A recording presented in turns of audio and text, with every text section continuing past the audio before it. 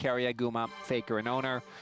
I think recently it has been their strength. I think they have really leaned into the high level of predictability, because funnily enough, the fact that we do have Fearless does not take away from how railroaded a lot of the tier list drafting is. Yeah. And it sometimes gets kind of fun in game 3, and obviously in the best of 5 is a completely different scenario. But T1, looking at, for example, the knowledge that Senna was going to come in, slamming the Varus, or the Aphelios Thresh rather, stuff like that, I think they have been always very willing to go and throw very wide curveballs in draft, sometimes to their own detriment. But in the form they're in right now, I think it's been working out well for T1, whereas Hanwha, outside of, again, Viper and I think Delight in recent times, the rest of the map, the top side, have been struggling a little bit to find something that really works for them. Even Zeka's Yone, which for, what, like a year and a half, even now is still getting banned. I don't think his individual performance was really what we're used to seeing from him.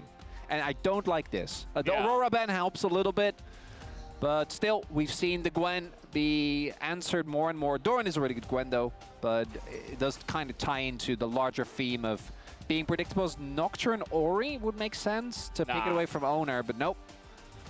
It's the Wukong. The Wukong is just too strong nowadays.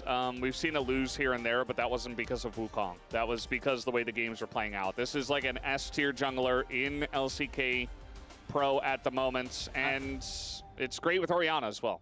I'm pretty sure that Wukong versus Xin is the only Xin that has won has been Owner, because his Xin is not okay. Is he playing it, do you think? Might, with this setup. Maybe Nocturne, though.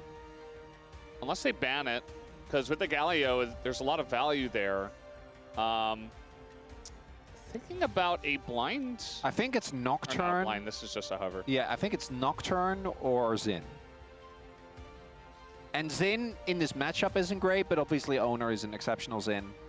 Nocturne to me makes a ton of sense as well if you want to play together with the Galio. They've played that before as well, but instead, going to be the Jarvan. T1 continuing their prio on this pick and also kind of mitigating the type of picks that Viper can go for, because you do need to be a lot more respectful, because this crazy amount of backline dive here.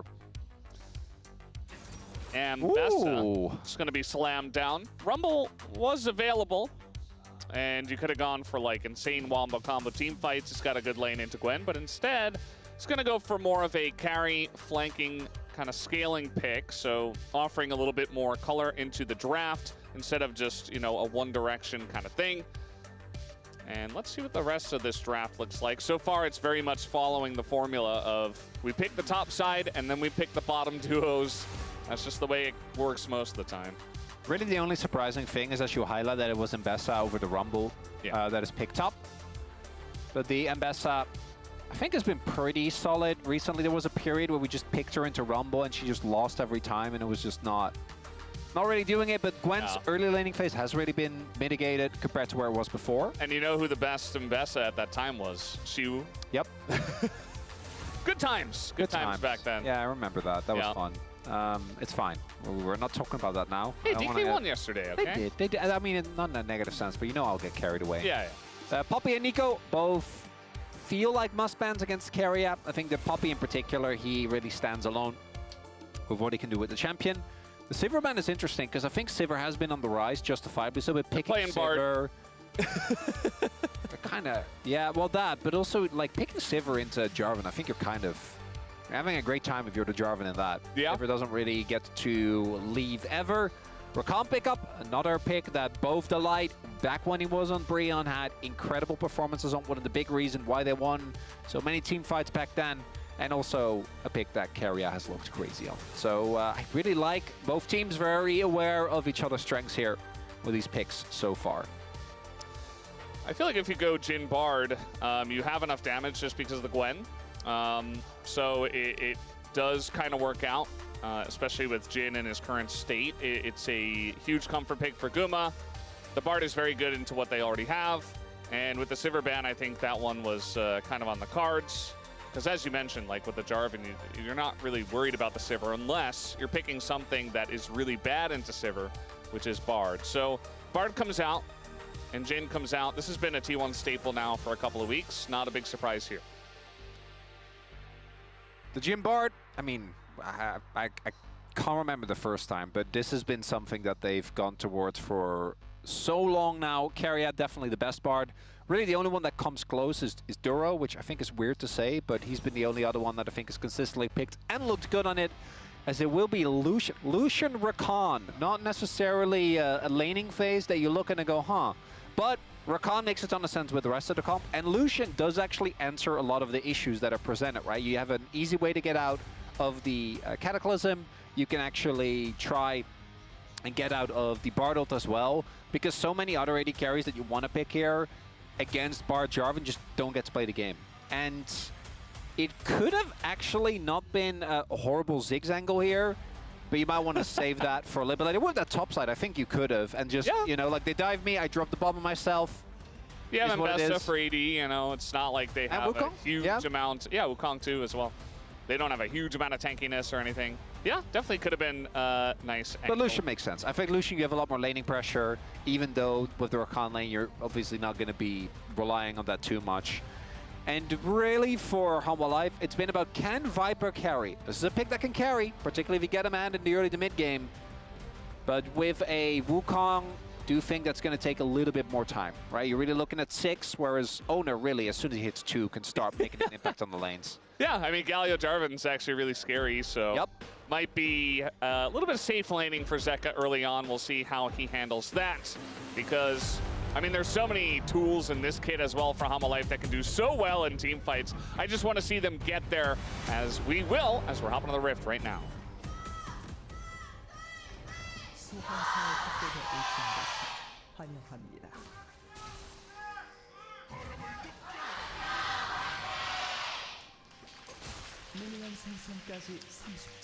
Alrighty, here we go. Game number 1, the Saturday Showdown. T1 up against Humble Life Esports.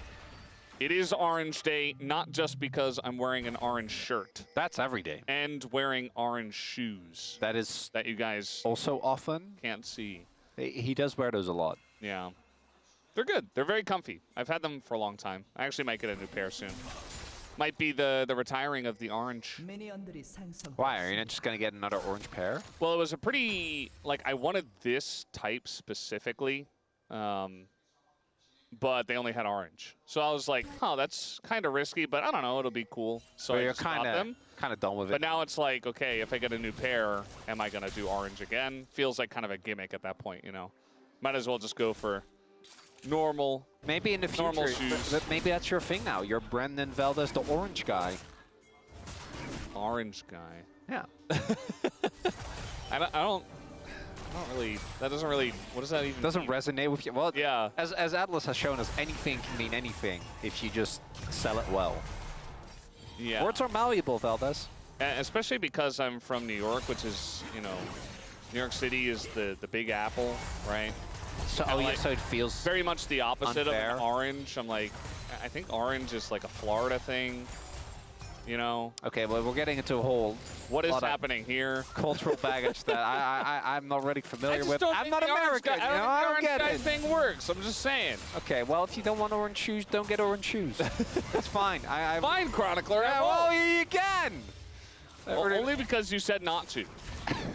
Early laning phase looking good for Zeka here. As you would expect, Galio has a lot of these matchups where he is just going to take a beating early on. I do think that this one in particular is quite rough. Really, you want to try and at least get a little bit more time in the lane before you have to back. So the early TP is a nice win for Zeka there. And then in the bot side, we do see the Jhin Bard, as I think expected, really take over this lane. Barriers used on either side. We see this a lot just for trying to trade as well as possible. Viper not having the best of time so far. Yeah, I mean, he's low range against Jhin Bard, so you're just kind of sitting there dying. He also has Rakan. Yeah, Rakan's like, I'm going to hit a Q. Wait, no, I'm not. And then Bard heals more. It's like, huh. I guess I'm just useless. So, I mean, they knew what they were getting into in this lane. As Viper gonna... That is a nice bit of symmetry. Both Viper and Faker just being forced back early. Level 2 bases. Oh, nice cancel there. It's gonna make their upcoming setup in the lane a little bit easier.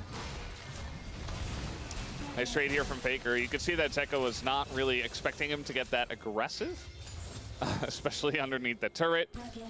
But he still has this flash. Ooh. Nicely done there by Faker, because Zeka did TP back, which means that he is not going to be able to heal up. As there's Keria. Yep. Finding though. There's Peanut as fighting. well. Also, Owner is there. Sorry, Alex. No, a lot of people. Delight was there for like a split second, you saw? He did show up. Yeah. He was But late to the party. it's Bard, so just kind of decides when he wants to fight and when he does not want to. And that time he did not want to. And it's not like, you know, fashionably late. It's like, no, they're tidying up. The party's over. Yeah. You can't join. You can help tidy up, though. That's a nice thing to do. Well, yeah, that is polite. But if you show up to the party, it's already gone. Don't you just leave? Or are you just like, hey, host, I'm just going to help you clean up and then leave? Yeah, I think that's almost weirder. Yeah. Probably shouldn't do that. Oh. Okay. I think it depends on how close you are. Yeah, it depends on whose party you're going to. As we do have the lane swap to come through from T1 here, so Guma and Keria, I think trying to get the most out of their pressure that they do have. As an owner, again, these ganks very strong. There it is. Nice flash from Zeka. Is it going to matter, though, as in goes Owner? And that is first blood. It is perfect from Faker and Owner. And even Zeka flashing the first bit of it, like there wasn't much he could do except play more safe. What a beautiful 1-2 there from Faker and Owner. Faker sets it up. Still gets the taunt, as you highlight, despite the flash. And then Owner, as always, shows up, hits a flag and drag on a stationary target. Not the hardest play for him there, but take another look here. So Faker, even though Zeka flashes the knock-up from the Justice Punch, not able to get out of the taunt. And enough damage there for Owner. Like that he also invests the flash, like both of them flashing Darwin Jarvan. That flash, it's fine, but it's not that crazy important. Not really relying on it the way that Orianna now is flashless in the mid lane against Galio, Bard, and Jarvan. Particularly the Bard, I think, as soon as Keria gets it, which is still a little bit away, but the impact he can have by even just throwing an ult. And then Zeka just kind of sits there, golden, watching the Galio walk up to him and channel a max range taunt. Yeah. Not fun. That's the Orianna experience, right? You're feeling very good, you're putting on a ton of pressure, and then you get ganked, you lose your flash, and all that pressure is just like down the drain. And you're like, huh, well, why did I pick this champ again in solo queue? Definitely speaking from experience. Yeah, here. I was about to say, you want to talk about this? Well, it's like, it's a thing, it's a thing.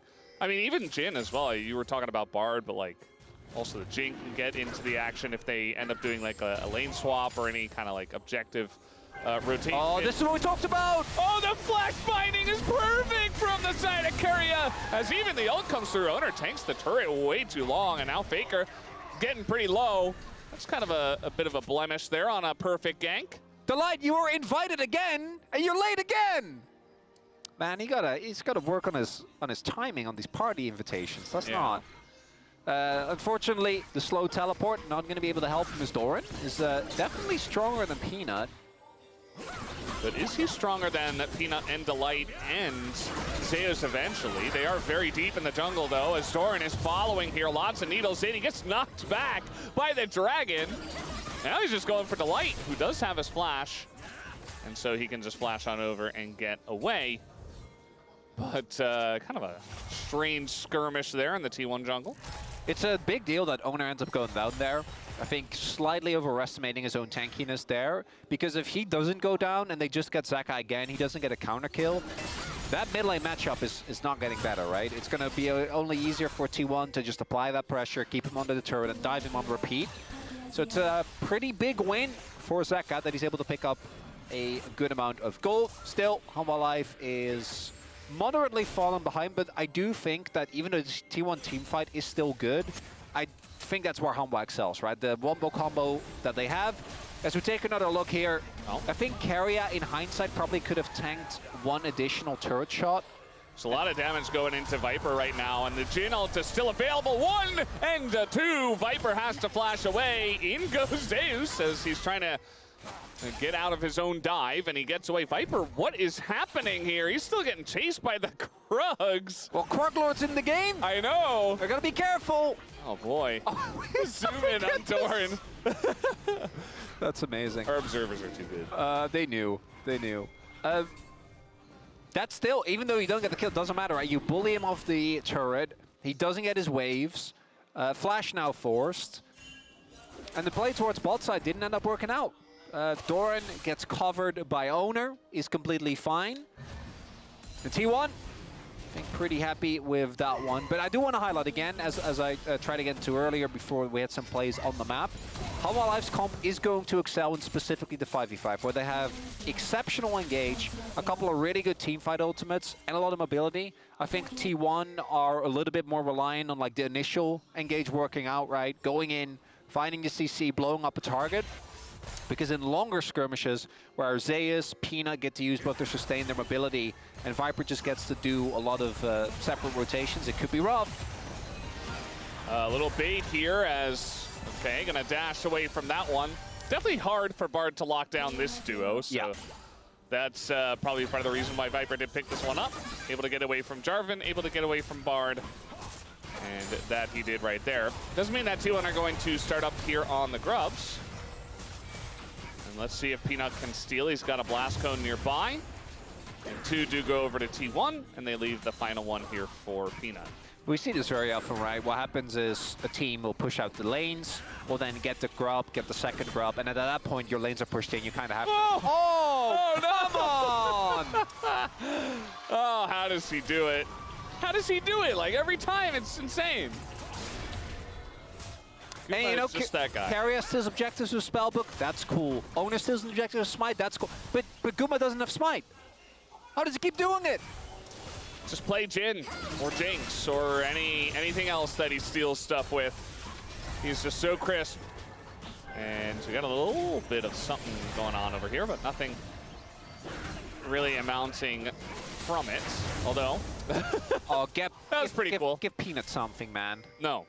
As we can see, Zeka in pure 1v1. He's still fine applying pressure in this side lane. And this is a big deal because I think Half-Life can play as aggressive as they do there towards that top side, even though they didn't end up getting anything for it. Because Fape is being kept in his lane is... I mean, he doesn't have vision. That's crazy. Like, the gamer sense there. Yep. He's 10 out of 10. It doesn't get better than that. And that was a sign they're hoping for Guma to get a penta. We'll see if he does. Maybe not on the Jhin. Yeah, Jhin isn't really a penta champion. Let's be real. Yeah. Smolder, Zeri, even Sivir. Jinx is good. Jinx. Jinx is great for Penas. Aphelios can, but I don't think it's quite the same level. Yeah. Ezreal's good because you can chase people down. Kai'Sa can be okay in specific games. Definitely seen Kai'Sa pentas here at the LCK. I do like, though, for Humble that they're able to stay within parity, right? But it's going to be the team fight that I think is going to be a big test for them so far. T1 has looked better in these skirmishes as that looked like they maybe wanted to contest, but Dragon's already gone. Zeus, though, applying pressure to Doran here. Yeah, he can easily get into the circle and punish this Gwen quite a lot. Up a level, too. Not a full level, but like a half level. As Doran does hit 10. Well. Yeah, he's doing very well. Carrier's going to get out of dodge. This is kind of a funny game because even though there is a lot of CC, a lot of it is tied to ultimate specifically because everyone is so mobile. So like, Delight actually hitting a W on a Bard realistically shouldn't be happening. You really need to invest your ult. Same for Bard, right? Against the amount of mobility that's there on the enemy team. So, kind of wondering if these fights are going to remain looking this goofy, where it's just everyone kind of dodging, weaving in and out. Is not going to get the double tap there onto Guma. Yeah, I would assume so. I mean, especially from T1's point of view. kind of an interesting binding there, expecting the dash. Oh, Zeka. That is Sork Pen boots. He do the damage. I do. Well, I think he kind of went for the middle ground, right? But I would expect him to build damage from here on out. I think Seraphs into the enemy comp is very warranted. The shield actually does make a big deal. But not going for the Mercs that I think have been a lot more popular. Maybe a signal that he does intend to build a lot of damage from here on out. I think we had Chovy with some, when he hit the 5-man shockwave and it did like maybe 10% of the enemy's health because he went Rod of Age.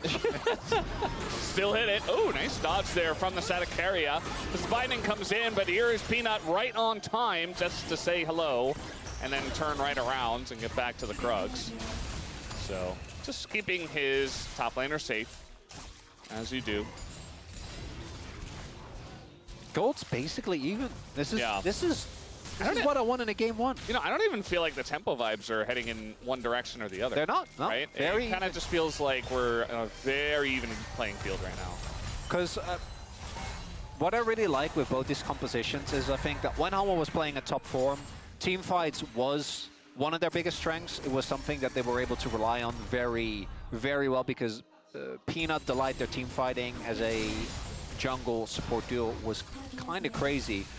But then you look at the T1 comp, who obviously have been team fighting really well recently, but it's specifically their ability to make these very snap decision plays, right? And I think that their comp has, with the Bard, with the Galio, with the Jarvan, a lot of those tools as well. So I think both teams are also happy where they're in.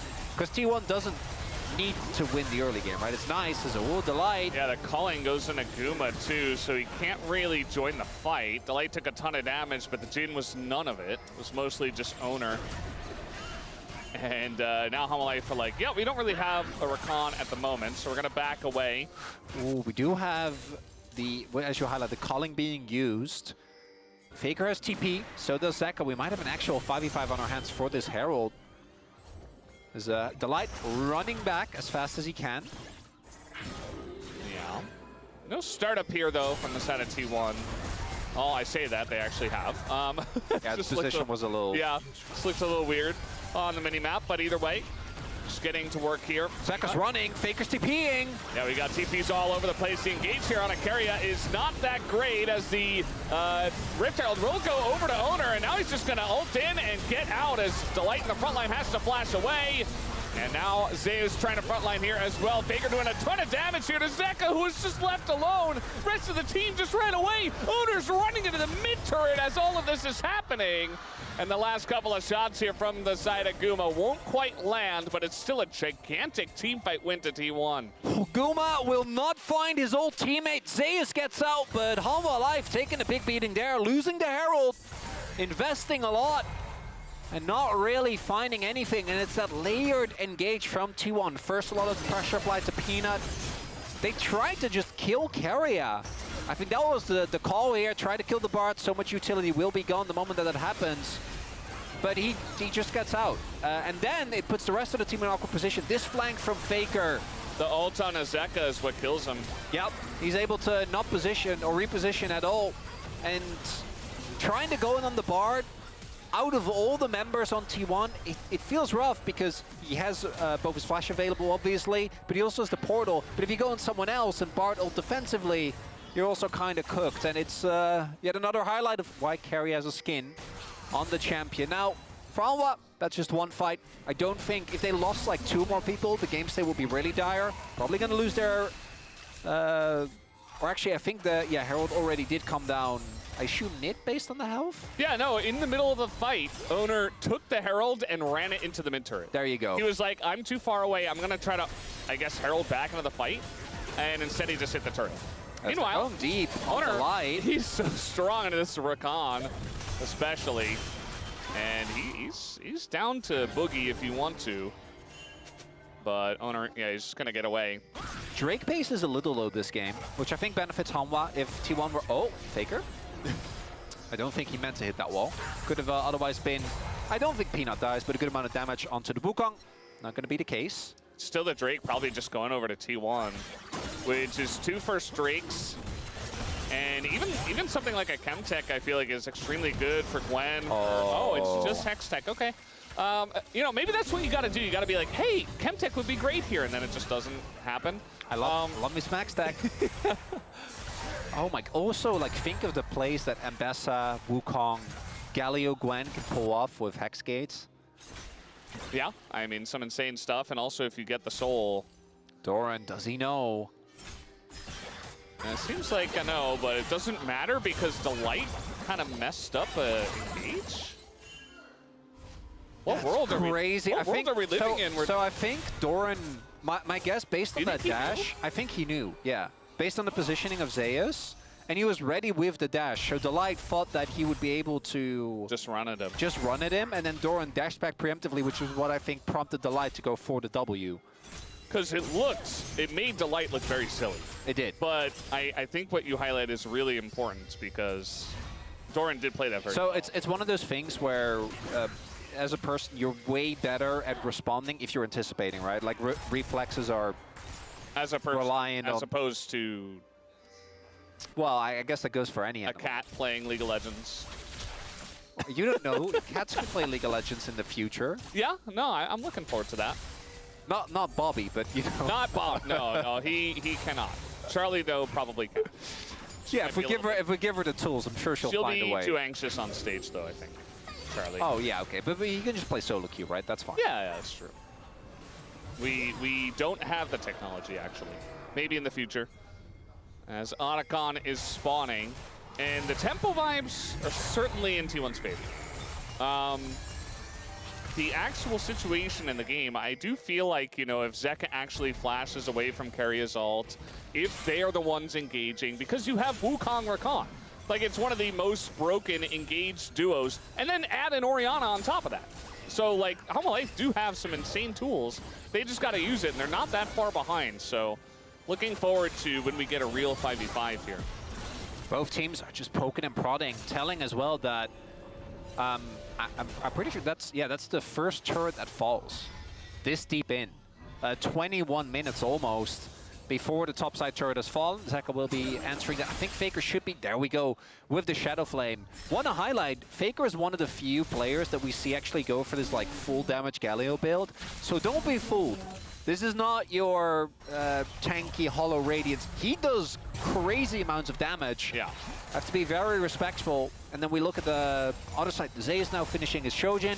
Viper sitting on second item, whereas Guma hasn't hit that yet. I don't think that timing window is really going to matter, though. I imagine that Guma will be able to get a base in before anything happens. As the Light will get tagged. Jhin sets him up, but they didn't really want to, because they don't have a lot of vision in the jungle there. Yeah, just a little bit of poking from Jhin and Bard. It is what they do. We're taking a look at the items here. Still just the Seraph's Embrace for Zeka. He has died 3 times, so he's fallen quite far behind. He's 1,000 gold behind Faker, who is a really strong Galio. Level 14, matching Zeus, who is basically, Zeus has just kind of sat in the side lane the entire game, so the fact that Faker is kind of on par with him in levels is kind of insane. Does have 3 kill participation out of 3, so that's part of it. But yeah, definitely going to be one of the big tools, and as you mentioned, he's actually going to be doing damage, so doesn't feel like he absolutely had to go damage in this game with the Gwen, but Galio with damage doesn't need nice. to, but it's T1, right? Like they like playing as aggressive as possible. I think in that light it does make sense. As Guma taking a big beating here. Yeah. Might have to flash. Nice little run to the side. Also, Peanut, he decoyed and then he stopped moving. I'm not sure exactly what that was about. Because it did look like they wanted to go in on that, but perhaps Peanut was having second thoughts. Not a bad trade there for T1. Like getting the calling. Don't think that they're gonna use it as a timing though, as we have Owner clearing the topside jungle. Able to build up a decent gold lead. He's also sitting on 2 items, whereas his opponent is not. As I say, that Peanut. You said not, and the item got bought literally at that exact second. Yeah, that's my bad on the read, you know. No, it's your it's a curse. Insanely good ability to curse stuff. I mean, you're the best in the game. I've never seen anyone close. It's crazy. I don't know how it's possible. Is this we're doing like the I'm saying I'm not the chosen one, and they're like, yes, yes, you are. No, it's true. I'm not. Zeka should be... Oh, Guma. Uh-oh. Yeah, don't walk straight at the Lucian. Didn't see him on the side there. The root does come down, though, and an option. And the flash away here from Viper. As Willie even go down. One more shot could do it, and there it is. Guma finishes him off. Didn't even need Owner. And that is just Viper out of the play. The guy who's been carrying this team on his backpack, you know, and now he's the first one to go down. And that's just before the third Drake spawns. Possible soul point here for T1. I think HLE they have to contest. A lot was used, 3 ultimates there, but there's still a member down. Yeah, I mean, how do you contest this? It looks like maybe they just won't. I mean, oh, that's rough. Hanging out, but yeah, they're just gonna have to give away Hextech soul point here. That was a symphony of a play. Every layer of that was beautiful. The fact that Guma doesn't even flash, by the way, I think knowing that the culling wasn't up as HLE maybe looking for something off the back of this. I understand why they feel like they need to go for something. T1 just keeps getting away with it. Yeah, and with the X-Gates, you know, Viper's able to come back a little bit sooner. But that the difference in 80 carry summoners now is pretty gigantic. Like, yes, Viper is Lucian, but if they commit to him, they can still get him. It really... we're going to get the replay, so I'm not going to talk about it. But, like, here we go. Specifically, the layering of what happens here, right? So, starts off with Viper obviously unloading with red buff onto Guma. Guma has a rough time at first, but is able to get away. Then watch this, the ult from Keria means that Delight can't block the shots. And then even though Owner, in hindsight, didn't need to go for that ult, he's there. Doran is behind him as well, by the way, just to ensure that there is no way that Viper lives. And I think this is one of those scenarios where if you're Viper, you're afterwards probably like, oh God, but it's his burden to carry this team. He's been the most consistent performer. 2 back-to-back POGs, or POMs, for a reason. But that play right there, T1, read him like a book. And now they got Sword with Hextech Sword. We don't even need to, they've got the comp. We know it's broken. It's just broken. Like, that's all you need to know. And it's very true. Oh, the root comes down, and Delight is Rakan. So he's fine, but thought maybe if they got some kind of binding or follow-up, CC could have amounted to something. Now the Otacon's here, which is why there's so much pressure, and there you go, the engage comes in, and the cancel does come through as Delight. Now he's gonna go into his ult. Owner goes in, he's gonna get ulted here by the Bard, and he's got the Galio on top as well. Zeus immediately just exhausted, and he can't even join the fight. He doesn't even want to anymore, as the rest of his team just disappears. Double kill goes over to Doran, and Zeus is like, well, what do I... And he even gets rooted! Why is he still here? The fight's just over. Zeus is just a free kill. And he is Ambessa, so maybe there's some miracle here, but... Yeah, Guma's just gonna shoot him down, and that is that. This game kind of feels donezo, Chronicler. Felt like there maybe was a shot. Nope, no shot for HLE. The cancel from Pina there looked like it might have been enough at first. The engage thwarted, but that ultimate from Keria, as well as the earlier arrivals, Delight, you have to steal this. If you want there to be a game, he gets found out. And it's also, early. There's also 2 smites on the enemy team. And also Guma is there. So really, when you think about also it, Keria is zoning him. Smites. Yeah. True, Guma does have an innate smite. It's something he was born with. So the start of this fight, I think, looks good for Hanwha as they get the cancel onto Faker. But it's the... Doran is just way faster than Zeus. I think if Zeus is here, doing something about this backline, it might actually be playable. But he just arrived too late. It's insane. Gwen gets to the fight first. And Doran, leaning heavily into the T1 shenanigans, just immediately pulls the trigger, not wasting any time. And that second late arrival might have been the difference maker. I don't know if it would have been enough, right? I think the Bard counter engage was already crazy, could have stalled enough. They get the cooldowns back. But it ensured that there was no angle for HLE. And T1 definitely going to take this game, barring any crazy situations happening, which, guys, Hextech saw in a minute. Like, even if... Yeah, I mean... there's just... They're too clean. They're too clean. They're too good. I mean, the team fighting, the way they were able to group up so much faster than HLE Esports every single time and just manipulate the fight so much better. It doesn't even look like HLE are on their level at the moment, as we got Keria coming up for a little gank onto Zeus. And now a TP coming in, I'm not so sure, but we do have a bunch of damage coming out, and look at that, Carrier just booms him down. And an escape here, a heroic exit. Meanwhile, Carrier's kind of left alone, but he's still got Flash and Hama Life. You had one opportunity, as now Viper's like, well, maybe I can take a 1v1 against Scoom. Absolutely not, as in comes Faker, in comes Owner to help him out. But it's still T1 all the way. Is it a clean ace? I mean, it might just be. They're not even able to kill Faker at the end of it all. It's just insane. It's just an absolute stomp of a game one, Cronny. They got 1 kill! 1! And 1 turret. This game was so close for so long. And It I really was. did believe that. But the moment it's not close anymore, T1 does not let you play the game. As Zeus, they're trying to, this is a Hail Mary, right? Game is already lost. So I like the attempt here from Hama Life. The fact that it's of everything, Carry as redemption gets the kill is deeply funny. Then Faker repositions as... Boom damage. Speaking of which, we got big shutdown. 1,110 gold over to an Ambessa. I'm not sure if it matters. But I gotta keep going. They're losing Hextech Soul, so... Yeah.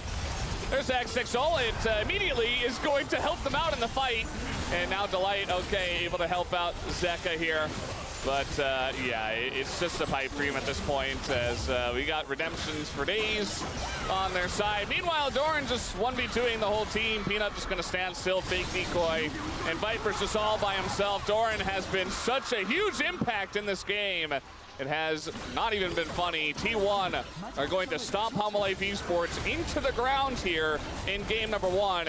And boy, was it not close. It was for a while, and then it was just lights out.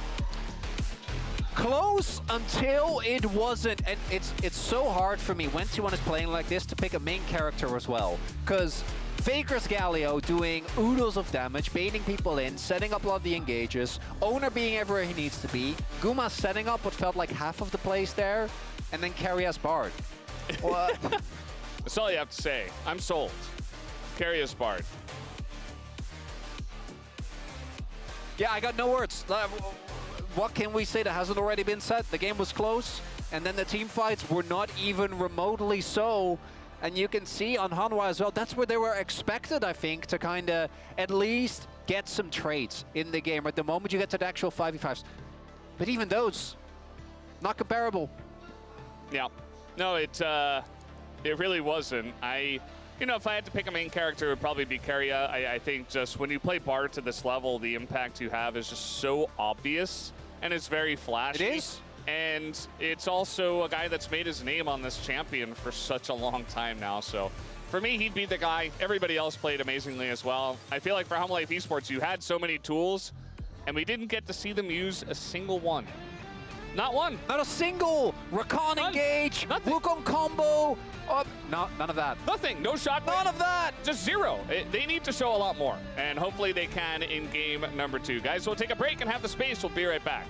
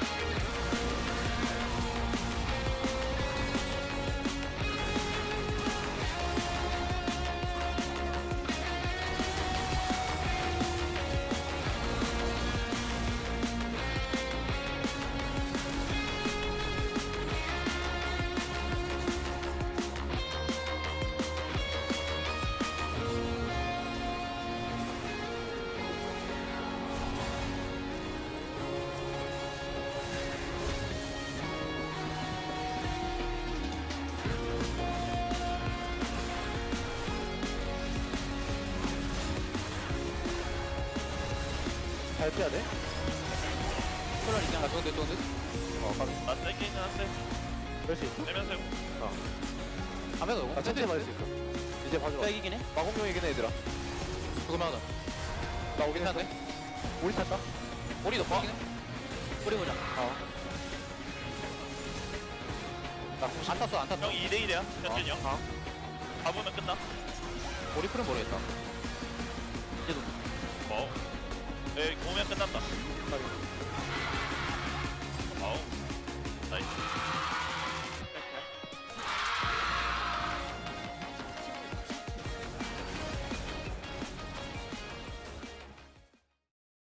Translate, right? So I assume, as in, like, I don't know what grade corresponds to what age. Yeah, but you know how old you were when you were 8 years old. Oh yeah, right? well I didn't do that when I was 8. Yeah, that's what No. I was saying. No, I would just play my Game Boy. You know. But not in class. Well, no, they wouldn't let me get away with that. I tried a lot though. I wasn't very well received. Weird.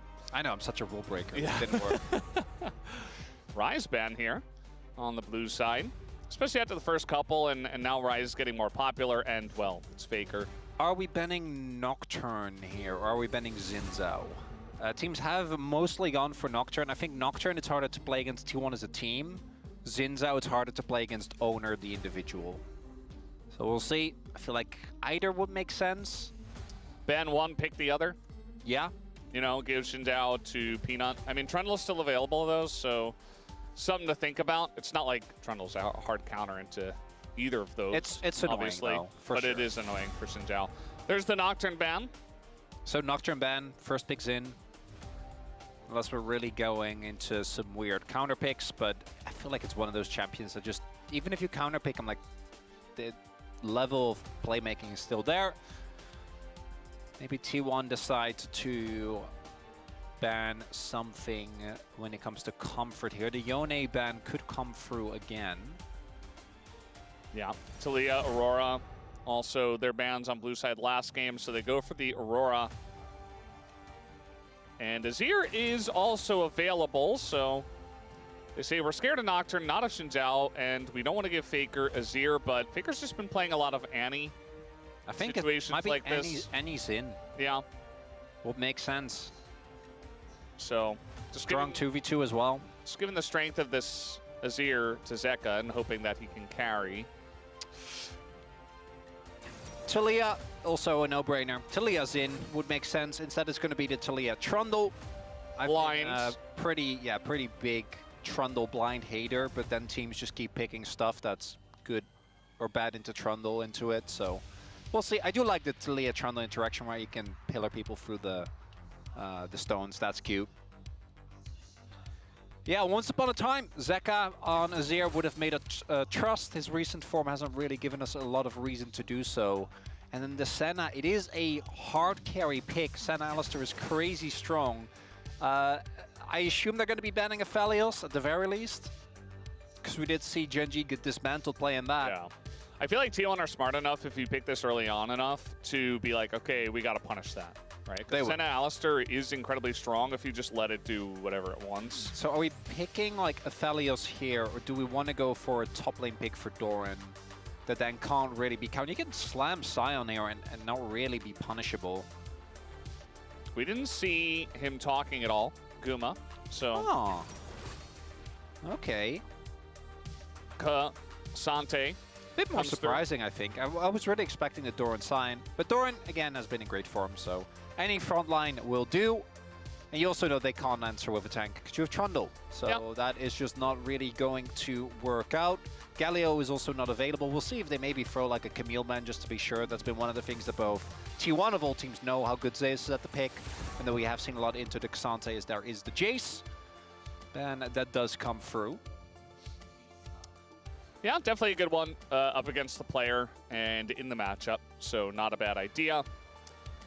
And for the side of Hanwha Life, We do you ban ban Poppy. Aphelios? Like Aphelios Poppy.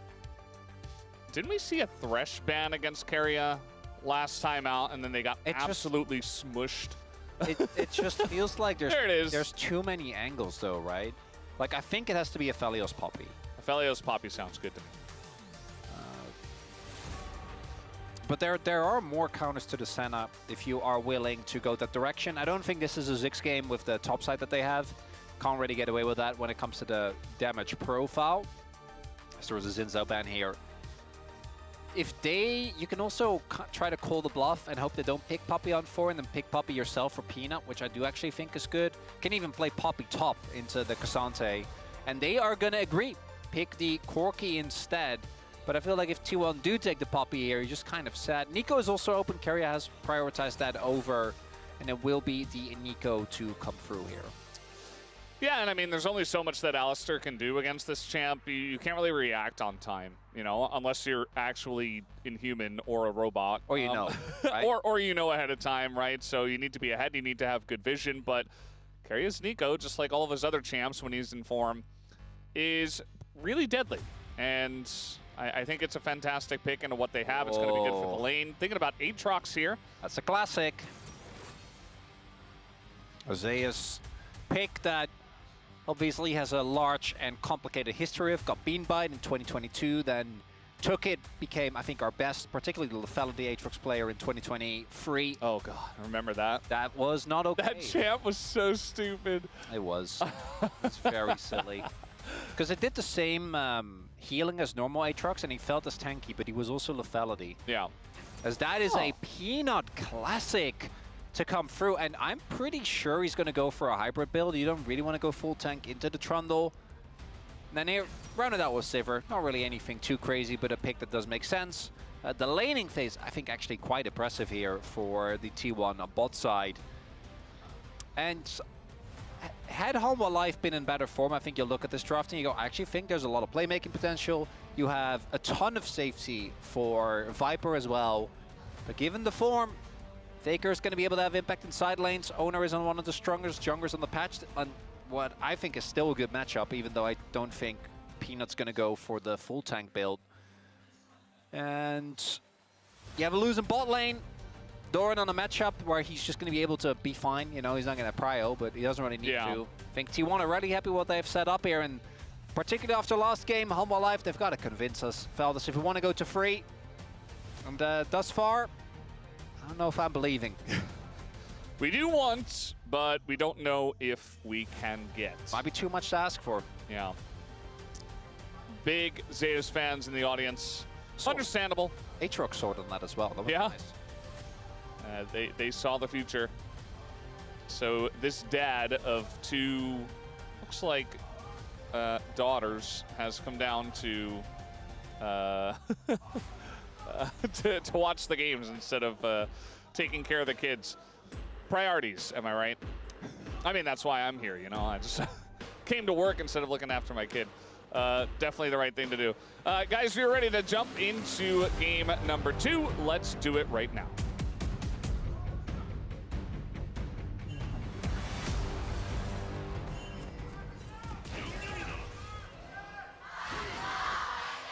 생성까지 30초 남았습니다.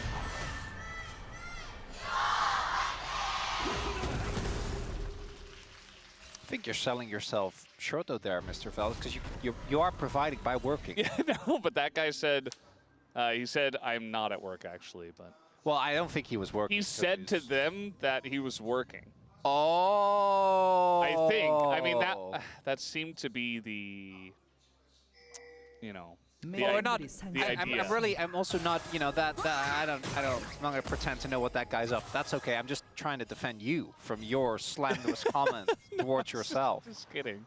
Well, I'm not standing for that, Valdez. Sorry. Right. No self-deprecation here. Please. Chronicler would Only never. I can do that. You're not allowed to. Uh-huh. Yeah. This lane, I think, is going to be a little bit of a disaster for Humble Life Esports. We saw game 1 was very much, it was super even, right? Steelite is going to go in and take a bunch of damage. It was really even up until a point.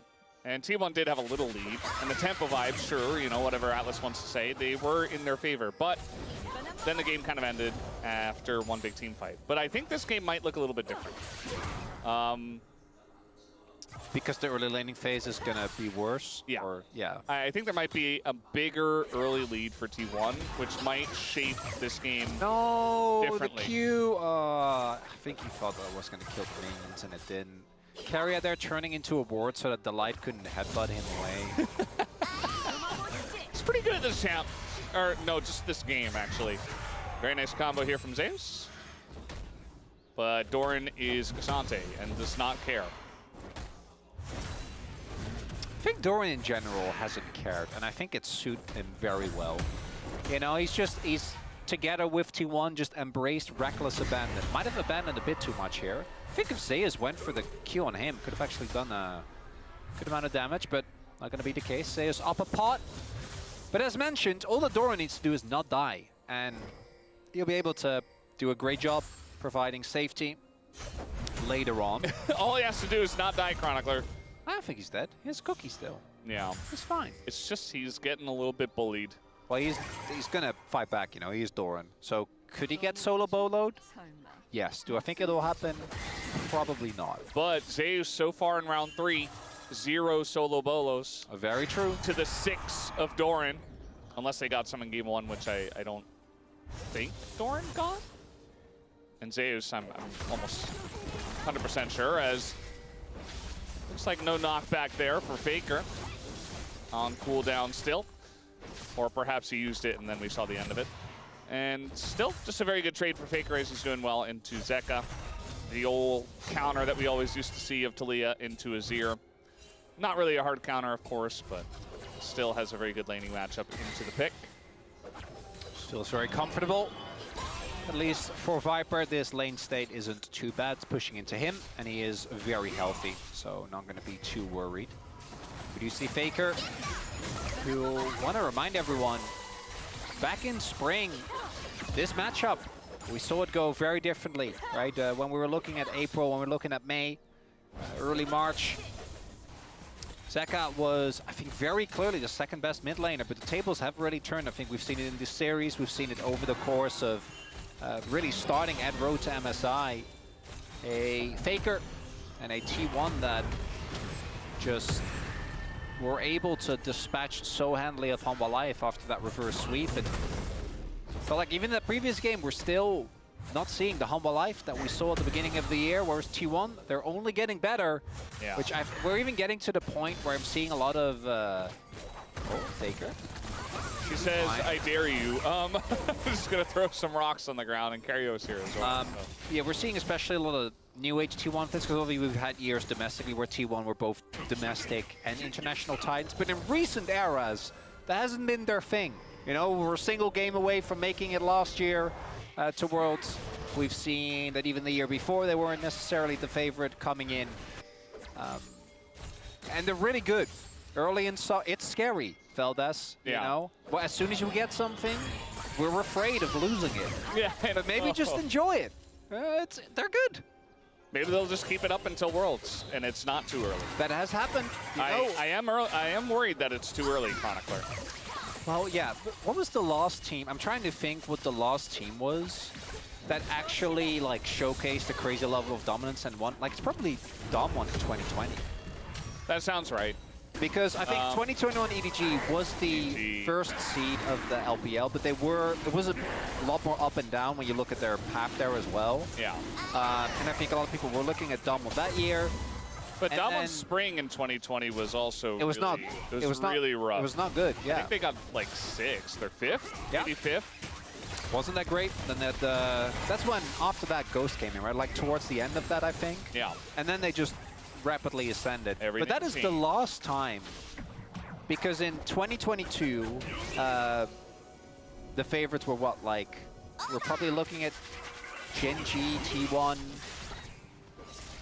Trying to think back with Carry is baiting this 100%. Like, this combo comes in, and Zeka gets extremely low, and now the Divide is on cooldown. Delight's just in the jungle, flashing away, like, everything's already falling apart. Like, it's little things, sure, but it just does not look good.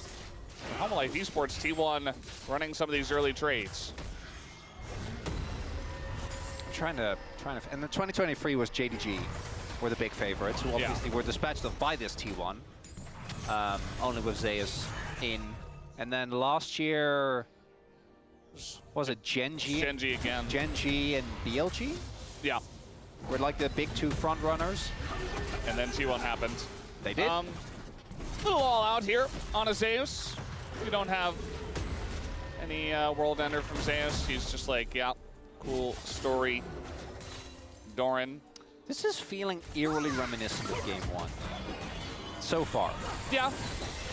You know, a little bit more leads from T1, but not nearly as dominant as I thought it would be. On his way. As I say that, though, Delight getting extremely low. One, two will do it! And that is enough. They're still going in. Viper gonna get rooted up by Carrier, but the squad is coming over. Peanut is gonna land that kill on Carrier, but look, we can't even get Viper to help. He's too low, and Owner goes in and just chomps him in the face. 2 kills for the Trundle already. Oh, that ultimate from Peanut not hitting the mark. Delight going in too early. And we're 8 minutes in. It's a 1.5K gold lead, Valdez. What were you just saying, Chronicler? This game is looking a lot like game number 1, huh? Interesting timing. I've made a lot of statements. I make a lot of statements. Sure. We constantly make them. Okay. And I think the execution is a little better here. They might have been fine. So Delight goes a little bit too far forward to get the stun.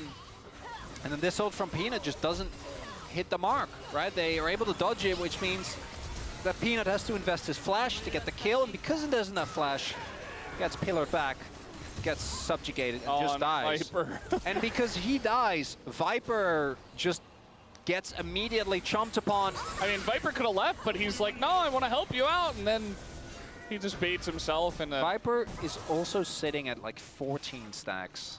yeah, because he's laning against Sivir Nico with an Alistar. This is how you punish this combo. This is how you take advantage of a combo that's very strong late, and you don't let them get there. And that's something that you mentioned early on that T1 has been doing so well in recent times. Is now Owner does not have a splash, and Carrier is here, gets 3-man knockup, but Owner, very tanky, is still going to go down. Rest of the team here from T1 looking to follow up. Zeka just a little bit too low. Good ult. Comes in onto Guma. It's a very intense fight here, as now we got a bunch of damage coming out from Faker, but Guma's in a rough spot. Delight! Engage on a 3 from Delight! Might be enough, and that it will be. Carrier still going in for the kill, misses the Q entirely. And finally, Humble Esports have done something today. And off the back of Delight's Alistar, we might have a game on our hands after all, Valdez. He's looking. We're not gonna jump the gun, but it's a really nice play onto Owner. They know he doesn't have flash. Look at getting him on top of Viper. Normally would be a mistake, but they do enough damage. Zeka also survives for quite a long amount of time. And I want you to focus on Delight here, because this man doesn't have Alistar ult. Peanut extends the play with his ult. And then here, Zeka gets flashed on by Faker, ends up dying. But they want to keep going. They have to keep going. They see the weakness. And then there is the 3-man knockup as Viper is unchecked in this fight. And that is what we talked about. It's the really entire squadron can keep Viper safe. I do have to say Viper is going for a build that I think will do a lot of damage, which is good. That's nice. You know, he's getting gold and he's turning it into stuff. If you're wondering what we're talking about, we've seen some experimental Senna builds that do not do damage. It's aiming, yeah. It's not good. We do not like it. We don't want to see it again. Viper not falling for the same traps. Yeah, and he's actually ahead in gold on Guma. Must have gotten some of the shutdown gold from that fight. Actually, maybe not shutdown gold. Oh, he probably got the kill on Trundle at least, so some shutdown gold, but he also just has 3 kills. So, yeah, even though laning phase was a little bit of a disaster, still doing very well. Delight looking to get in, and he is just going to flash right at them and really hard force this fight. Doesn't really amount to too much, as now the exhaust comes in. They might be able to kill Owner once again, as the subjugate, though, is helping out quite a bit. So, Humble Life trying desperately to get this fight going, and don't really have much to show for it. Peanut's alone, he doesn't have flash. Yeah, he might just go down here. Looks like T1 have enough controls. That guy, he wants the angle, but he doesn't have Divide, remember. He used it onto one Trundle. And so that's going to be the end of Trundle, or rather, the end of Humble Life Esports, as 3 of them are going to go down in the play in what was a very over-forced fight by Humble Life Esports. Just let him die! Just it's give fine. him the Drake, it's fine too. Just let Peanut die. It's okay. Peanut dying there, it's unfortunate they get Drake. It's okay. You giving over 2 kills for no reason, you can't do that. Viper and Delight did not need to die there. Could have just left. After a ham-fisted engage that T1, I think, responded well to. So let's go over everything. Giving up the Drake, it sucks, but it's fine. The Light trying to overforce the engager when the rest of his team is not in position. So forced. Not great, but understandable given the game status. Oh no. And now Zeus, who was doing very well for himself in the lane, is just going to go down as Doran, with the help of Keria, who just seems to be everywhere in both games, is going to get another gank down and another kill here for Doran. And if he gets the snapback on Keria, if Keria doesn't flash, he gets the snapback, he gets the Sundered Sky auto, especially as Aatrox with ult up, he might actually be able to at least kill Keria, maybe get out. But Keria flashes, so he just dies. Doran has a bramble. Yeah, no, the turn on Keria was a good call. He's not killing Doran. Well, it's funny because like he barely had any items. Like he didn't even have a sheen, I think, or maybe Nope. he did. No, he didn't. Yet still they were able to kill the Aatrox through all of that. So one of the advantages of the fighting is that Viper has kind of caught up with his souls. It's still not great, but it's a little better. Downside is obviously that they are 3k cold behind with an Infernal Soul on the map.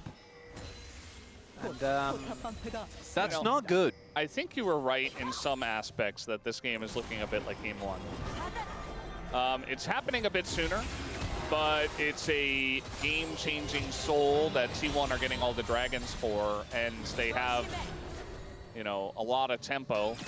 Not even tempo vibes, just like Actual real tempo. actual real things. The tempo. Wow, are you slandering Atlas? Well, nobody can understand what it is, so you know. But he gave such a clear lecture on it. That's true. Yeah, I Anyway. still don't know. Anyway. They have a ton of tempo, and it's just happening all a little bit earlier. And it does feel like the floodgates were opened after the gigantic win in Game 1.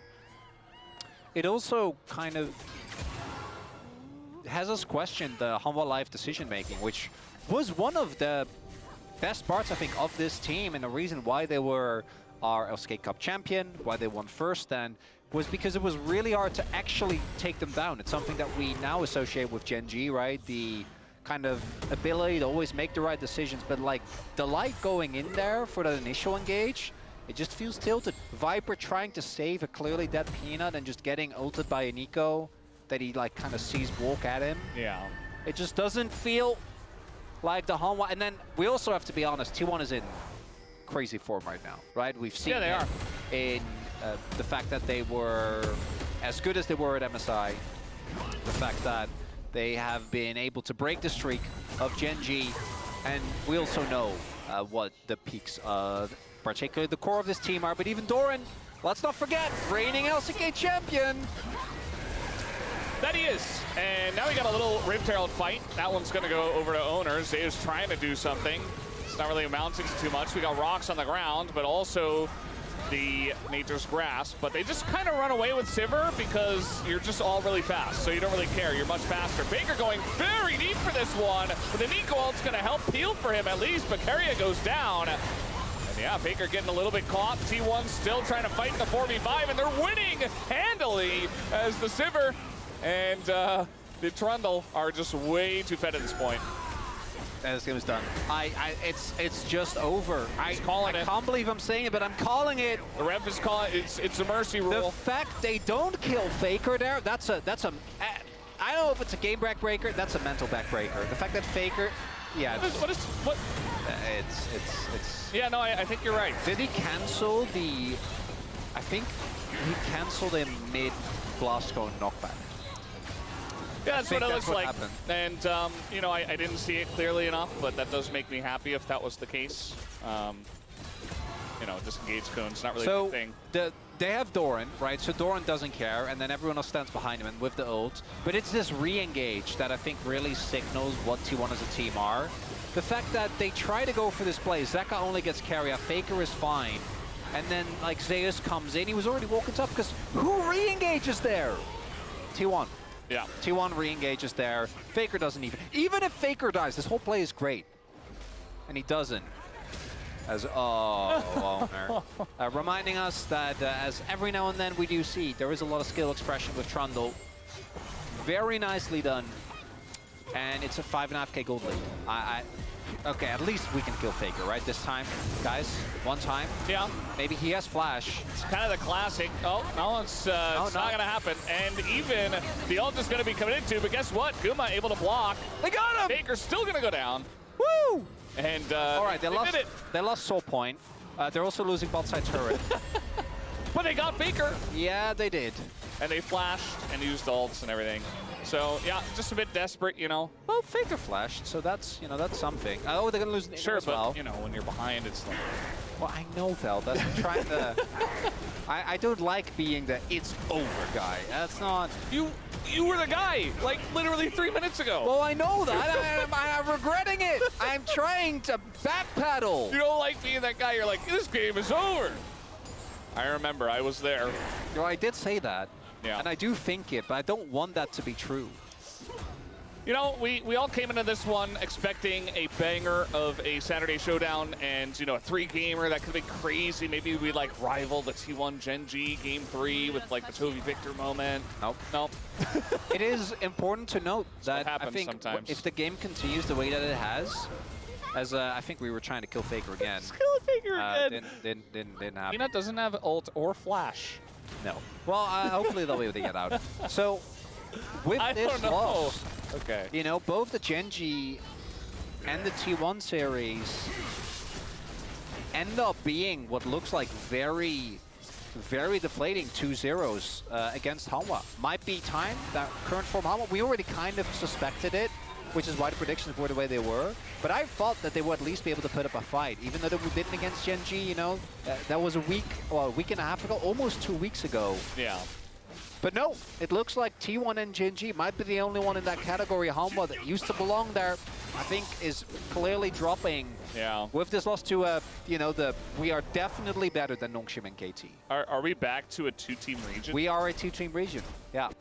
And it's T1 Gen G, which does feel thematically very fitting for the LCK. Also, I don't want the viewers to think we're overreacting to just one series. Like, this has been an ongoing thing since Pro Tennis. Well, we keep assessing, right? We keep looking, and it's just the level of gameplay. Reassessing, and it just keeps going. Against Summer Life Esports, Zeus nearly dies. And, yeah. Yeah, and again, when it comes to, like, Hanwha Life also just 2-0 Nongshim, they 2-0 KT. They're not near those teams either. No, they're in a tier of their own, unfortunately. But, yeah, solid third place after this, I would say. Very clear, still. But very clear both in a positive and a negative sense, right? They're not close to KT Nongshim, but with these double 2-0s in the span of only a week and a half, I think that's where we're at right now. Fortunately, as the team on the opposing side can tell them, form is not stationary, and it can move, and it can pivot. But Form right is now, temporary, class is permanent. Yup. Everybody's heard it, and yeah, we're just hoping Summer Life Esports get back on the horse at some point. As T1 have here in a big way. Going for the Otacon. not the Dura horse though. That was terrifying. That was actually I love nightmare it. fuel. It's my favorite thumbnail ever. It's so good. Yeah. Okay, Delight's gonna get in. He has Flash. Yes, and Smite. he has Smite, which is what I meant to say, and that is going to be the Smite going the way, and there we go. Carrier gonna force some flashes. Big engage once again. Nice defensive Zeus. from the side of Zeka. This is pretty gigantic. Zeus on the flank here. And they are gonna do a bunch of damage. The Otacon still does go the way of T1 though. And now they're just reassessing if they want to go back in after already kind of losing the fight. It was, I mean, a trade of support, so relatively close. So T1 sticking around, still have the big gold lead, and now the Otacon. I love the timing from T1 there, because if Peanut has his ult and they go for that play, I think they might actually get wiped. Because Zeus will actually be able to get a reset, get the movement speed boost. Instead, Peanut's ult is not yet up. So their main tool outside of Delight to ensure that everyone's locked in place isn't available. Imagine this whole sequence with Peanut throwing an ultimate here, right? As the TP from the Aatrox comes in. Delight, nice attempt, doesn't quite find it. I think Carrier going a little bit too deep. The disengage comes through from Zeka. And then right here again, look at the timing on that ultimate. Could have caught those three in the choke point with the health bars the way they were. I think it would have been a easy setup as... No disengage cone this time. He does taxi over to the Krugs. That's cute. Which is skill expression, which I do enjoy. They have to fight for their game in 20 seconds, Valdez. Yeah, they do. They have pretty severe item disadvantages. At least he got a back in. I mean, it just still doesn't feel good to back at all, but... Actually, you know what? Looking at the spikes, it's not that horrible. It's not good, but it's mostly 2 items against 2 items. We have double anti-healing from T1 as well. I mean, Bramble Vest and full Morellonomicon from the side of Faker. So Zeus and Viper going to be doing a lot less healing. Look at the wall from Faker here. I think he's trying to split it up. There we go. Yeah, Zeus seeing it the whole way. It's a bit early, but I don't know if he's gonna, it's just gonna come down to a flip actually. Peanut gets in and he does steal it away. So that's one thing for the side of Hanwha Life. Locket's gonna keep the light alive, and now we got a big one on the side of Zeka. Immediately just dies though, and the damage, the wallets, they're just too gigantic for T1. We got a TP coming in here as well. This is looking like Doran goes straight into the team. He doesn't care at all. Finally goes down, but it's gonna be a trade for Viper, and they'll take that any day of the week, I would say. Guma already up to 6+ kills. And T1 now just running them down. Oh, Doran happily giving his life. Oh, Baker, you just had to do it to him, didn't you? Meanwhile, Kuma's like, I can get him. No, Kuma, don't do it. Did a flash, but I really shouldn't have gone for that. Soul? They did stop Soul. They did stop the game from actually ending, as it is at first a bit of a fragment and engage, but they do get a good amount of damage down on Doran, and then Zeus looks like he's stuck in the pit, but Zeka identifies a great window, nullifying the carry-out ult. It just doesn't matter, because Faker is full health throughout all of this. Yeah. He also dies immediately. Yes, that did also happen. And then Doran TPing, because why not, you know? Ends up getting him, like, actually does end up getting him 2 kills. Also, it's Doran. I feel like he's probably the one going like, guys, I got him. I'm Cassante. I'm going in, I have 100 health. I don't care. If I die, it's worth. And it was worth. Yeah. Regardless of if they got the kills or not, in Doran's minds. But yeah, they did get the kills. Blue buff taken here by the side of T1. Chronicler has already put in his POM vote just now. And the wall's coming down. A little bit of a broken up engage here from both sides. You can see that Hanwha Life can't really engage on that ult. It's just kind of for peel. So. Okay, so the gold lead has somewhat stabilized. Say that Hanwha Life somehow get another dragon. We are eventually going to reach a point where the game's playable for them again. Now, T1's going to start Baron literally on spawn. T1 Baron. T1 Baron. They're looking for the fight, right? So you can see Keria and Doran both off, trying to create some chaos. 2 Talias in here. The engage from the side of Keria, gonna catch 3, and the disengage does come out from Zeka. Meanwhile, the flank from Delight is pretty good, and now you've got the damage from Viper over the top. They're actually doing it, Chronicler. Hanwha Life Esports chasing him down. The damage from the Talia and the Sivir not quite good enough. They got him! Zeka and Viper and Zeus remain.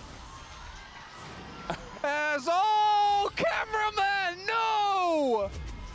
You didn't have to do him like that! The back-to-back elation into depression. As Keria, I think, getting a little bit too hyphy there. He, yes, gets on top of the backline, but there's no immediate follow-up, and it kind of baits the rest of his team in a bad position. Guma goes forward. They're all standing on soldiers and Aatrox. Yep, and the moment Aatrox gets a kill, with 9 HP, Zeus watches his whole team fall, and we have a game. It's back! It's not over! We resurrected I was the game. wrong! We resurrected it! You're so good at cursing. It's crazy. I can't even believe it. Okay, but it did already pack battle, and as we were getting into that, I was talking about how eventually the game will be playable. I just didn't expect it to be right there. I'm just saying. That is true. No, that was, yeah, that's true. Yeah. There's always angles. I just thought Hanwha Life Dustford wasn't playing well enough for the angles, but guess what? I was wrong. And I'm happy, because maybe it gets us to 3. Now, we don't know that. You know, there's still a lot of factors working in favor of T1. They have Soulpoint, they have Otacon. But the gold should be mostly equalized, as is Rebel Baron power play for Hanwha is going to come through. Viper is approaching that 100 Soulpoint, currently sitting on 80. He will be an issue. Yeah, definitely will.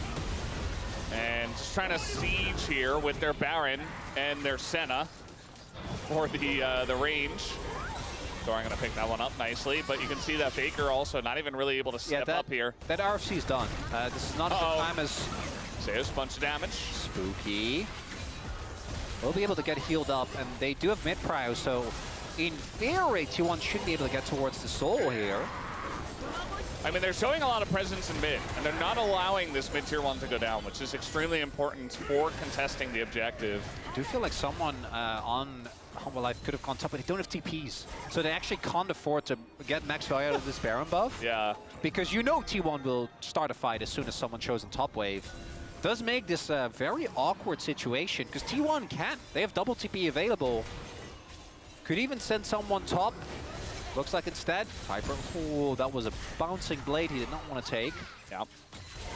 Well, at least they have healing for days, but it's still not going to feel very good. The amount of zone control they have with the Azir is quite nice. That wall doesn't do anything. But T1 can get this up, right? So I think they were trying to look, maybe someone is off position. Not going to be the case.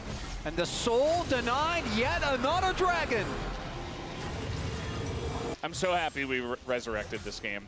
It's back from the dead. It was over. We tried our best too. We're like, it's, you know, it's 2-0. We were hoping for a good series. All we're of this already stuff. being like, you know, if they get 2-0'd here, Homa might be in a... We're talking about tier lists. Yeah. We're like, all right, well, now they're here. And after now if the you're 2-0. you're a Hama, then you're like, oh, these dumb casters. Yeah. They had no idea. Well, now we got Faker TPing into I don't know about that one. this. He's got a lot of health. They double TP. Yeah. That's actually a really big investment, especially considering the play doesn't work out. They do not allow them to go for a dive there, but that might be an angle for Humble Life to actually start applying some pressure to these side lanes. Yeah, this game is now once again in a tense spot. It's kind of like the opposite of game 1. You know, it was very, very tense for a while, and then it was over. And this one, it was like it was over for a while, and now it's really tense. I like it. Yeah. So I assume Death Dance is going to come through for Zeus soon. We have Peanut with Blood Letters, which is going to make Saka even more of a demon. He's gone just like full AP. Now he's finally building some tank.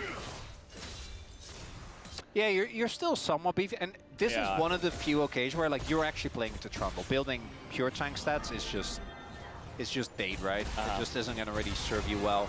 I kind of would have loved if he had just gone the full support build after this route and just go like Knight's Vow, Redemption, McHale's.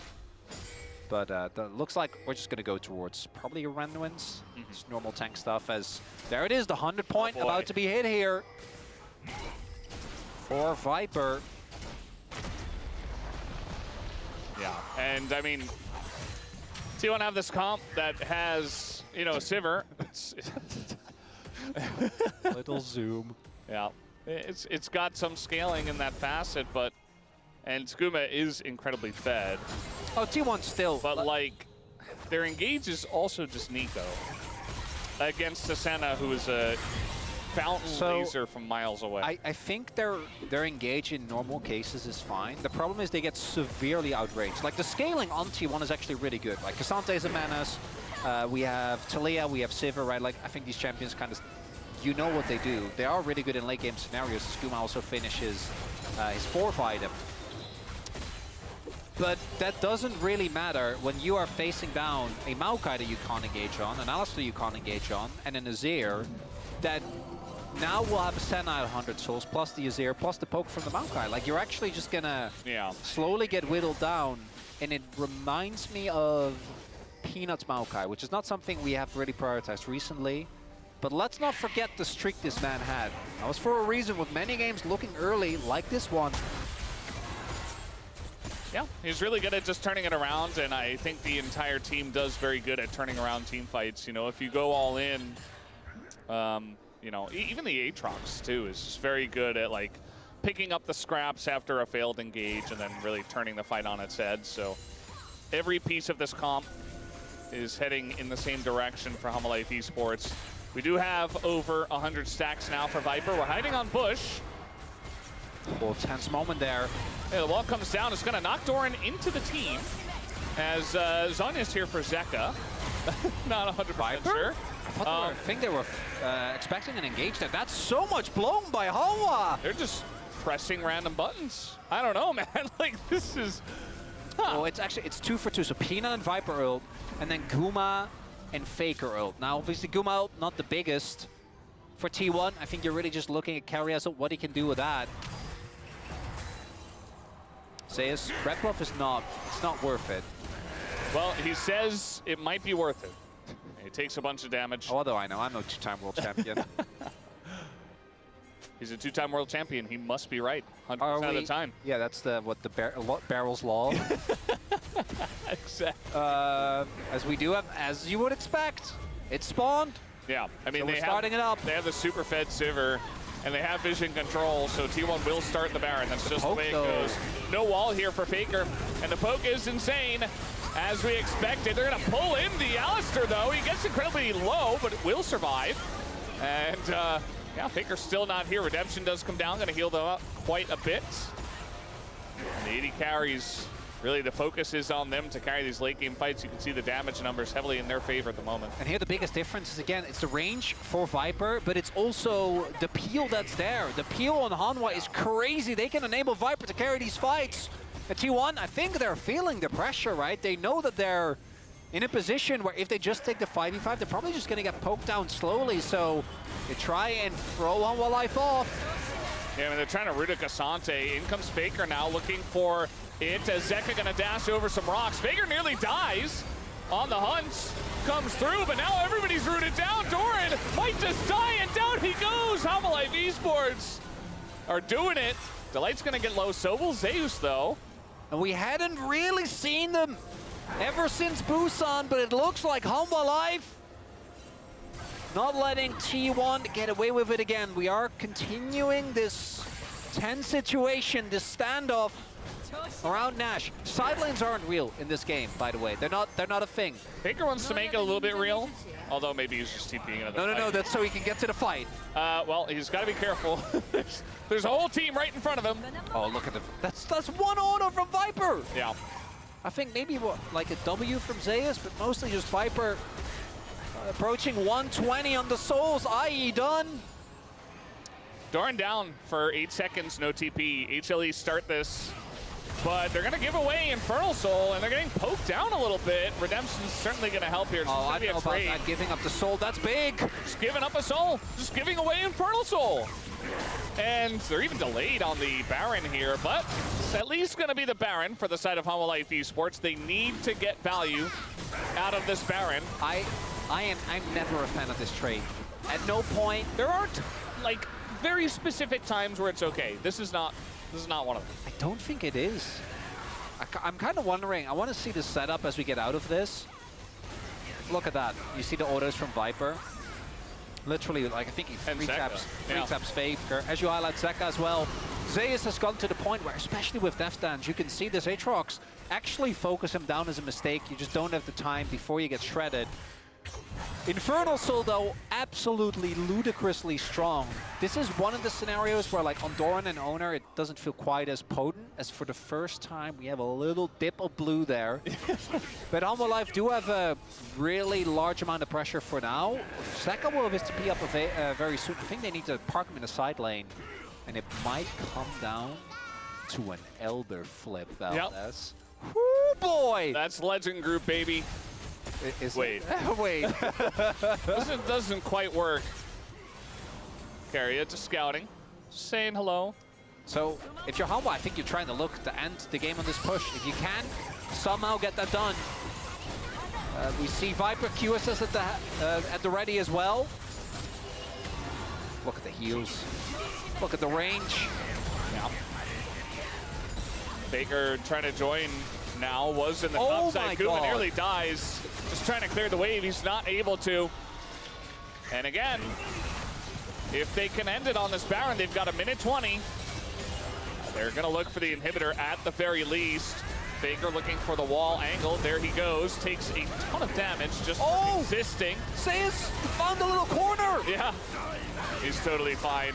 And yeah, that's one soldier hit and maybe an auto from Viper. And Guma's down to half health. He's just, look, he can just order the turrets. He has the range. Yep, With 127. RFC, there's nothing they can do. Can't believe Zeus put himself in the corner. It's crazy. Oh, the engage they're looking for it. They're not going to get Viper, though. And the Zonius comes down. The root is on to Zeka, but the follow-up is not there. Zeka, what was that? He goes back in, just dies for nothing. Not like this. And now T1 on the chase here. They want as much as they possibly can get. They're going to get Peanuts. The TP! And the TP!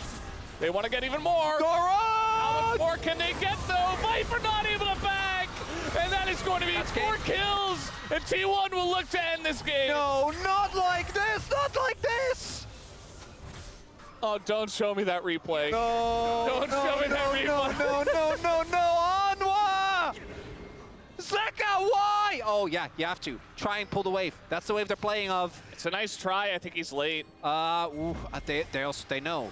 Yeah. They're not going to let him get to it. He got the range minions. The cannon is still there. Sage just has to try and base. Yeah, they can Wait, 10 seconds on Zeka. They might be able to salvage it somehow. I don't think so. They can just tank. But then don't forget, they don't have to wait. Yeah, no. No, they Oh have. my God. They have the minions. They have the tanking. Zeus comes back. Okay, here's Zeka. Wait. Can they clear the wave? Wait for it. Keria just gonna get the knockup. Just hit the Nexus, they say. They hit the Nexus. Oh my God! They're not hitting the Nexus. Doran getting in there. They hit it. They finally do it. T1 just making it interesting. And HLE, they cannot pull off the game 2 comeback. We resurrected it, and then immediately T1 put it back in the ground where they said it belonged. Zeka falling for the trap that every Azir player has. Oh, that play. It's the shuffle that shouldn't be, as they were out. You can play that game as patiently as you want with Viper, and I think that part of that was the fact that the Soul did go over to them, and they're like, we need to make a play now. That wasn't the play, though, as the 2-0 does come through. I'm happy to see shades of the Humble Life we know is in there towards the mid to late parts of that game. But I'm sure a lot of words going to be said about how it ended. Clean 2-0. Nothing to see here. Whoa. He's Sivir in real life. Says Gumi Usi, carry.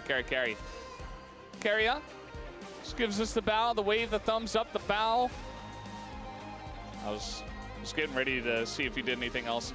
But yeah, wow, that game 2. That was a bit of a roller coaster in itself. Not quite the KT roller coaster, but it was up. There were some ups, there were some downs, and then at the very end, T1 were on top once again. This Guma is very hydrated. Hydration check, guys. Make sure you're drinking enough water. But yeah, this early to mid game was T1 like miles ahead. We had like a 6,000 gold lead at 20 minutes. We were talking about tier lists and stuff. And then somehow, some way, Humble Life Esports made a bit of a comeback. And, you know, it started here. You steal away the Infernal Soul. Keep in mind that T1 could have gotten Infernal Soul there. Right in this fight. Wasn't meant to be, and it got a lot closer later on. I'm gonna need some moments. You know, I don't even feel like what I was saying earlier about Humble Life really holds true after how they fought back in this game. But at the same time, the way that it ended made me like, no, wait, were we right all along? True, yeah. I don't know. Whew. I do think that T1 in some of those fights were very overconfident. So, right? Oh, don't look. Yeah. I mean, he's trying, you know, he's trying to make a play, as you mentioned. And again, to me, that's a combination of, like, they know they have to try and end the game in this window because they don't have Infernal Soul. Yeah. But I'd argue that this is one of the few games where I might actually be winnable, even... Azir Senna with 130 stacks, yeah. Yeah. You have massive range advantage on Sivir, who's the main carry. Oh, I think you're right. If Zeus got to pull the wave, with how close this ended up being, literally an extra second on a respawn timer. Maybe if Viper dies immediately, that could have been the difference maker. You know, that's what we're looking at. The wall is very nice, by the way, from Faker. just holds them at bay just a little bit longer, especially Delight, who could have added some extra CC earlier on, as they're just like tower, tower, tower, tower, which is Nexus. Yeah. Guma still did the most. I mean, he's Sivir bouncing a bunch of stuff, but I feel like the most impressive damage was Zeka and Viper, especially when T1 kept running into them in a couple of fights in a row. But yeah, we had that little peak there, a little mountain. When we dare to believe in a free gamer. Guma, you see, second POM so far here at the 2025 LCK, and his Jin was fantastic. His Sivir was also great. I don't think I would have voted for him personally, but I imagine there was a lot of it. I was a Faker voter. I think that he was crazy in both games. I think Galio, self-explanatory, but even at Talia, a lot of the team fight flow came from him. Yeah. But Guma, as highlighted, both in the Sivir game, and I think particularly his setups in the Jin game were just a highlight of why that champion works so well with T1's playstyle. I really would have wanted to go for Keria, but then after like all those engages that were so forced. No, the Nico was, he went a bit too hard on the Nico game. Yeah, he was really feeling himself because he was having a fantastic day, and then unfortunately it kind of ended with, you know, they still won. They still won. Keria still had a good day. It just, you know, kind of. The fun vote is obviously Doran for his TPs. Yeah, his TPs. He had a Gwen game that was very good. He did not hit 1,500 kills, but he had like 5 or 6 kills on Gwen, so he was getting very close actually in game 2. But Cassante doesn't pick up a lot of kills. I am sad that we didn't get a game free. I was getting excited about it. It would have been fun. Yeah. Nowadays, just a lot of 2-0s, I guess. I mean, this was the one that was supposed to be very exciting. It goes back to what we were saying, and at least we got this game 2 that was interesting, because there was potential for it to just be like a T1 SmackDown, which sure T1 fans would be happy about, but that doesn't make for... It's way more fun as a caster when we're wrong, when we want a team to like do well, and we're like, I don't know if they're playing that well, and then they prove us wrong, and we're like, yes! Yeah. Well, let's go, and then...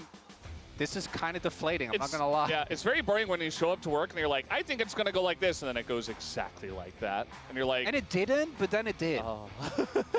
Yeah. Yeah. For Hanwha, positive sides, I do think that that second half of that second game, that is the Hanwha that I want to see going forward. We know it's still there, right? The decision-making for the first game and a half, I think, was really not on the money. They kind of pulled it back, but, man... What a joy it would have been if we got a third one. Yep, would have been awesome as we're prepping for the interview. Not quite just ready to jump into that one, but going to be hearing from Guma for just the second time this year. And he does have it's been a tumultuous year for him. Support that kind of naturally draws attention to himself. Yeah. So, what can you do? Well, guys, we are ready with the POM interview. Let's jump down to that right now. Thank you very much, guys. This is Seer for the POM interview chatting station, joined by Guma Yushi on the side of T1, who just got their Saturday Showdown victory.